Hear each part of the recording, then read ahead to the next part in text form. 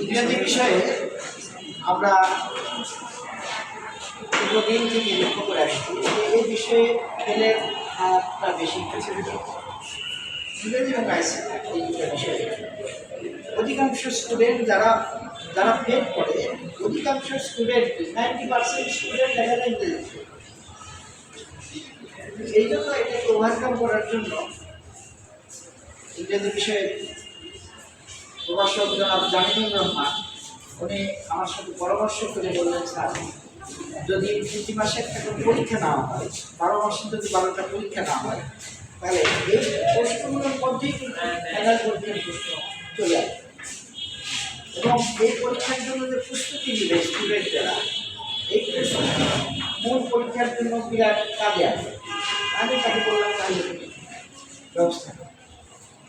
সেই সূত্র ধরেই আজকে এটা মনে হয় দ্বিতীয় পরীক্ষার ফলাফল দেওয়া হচ্ছে। প্রথম পরীক্ষায় অংশগ্রহণ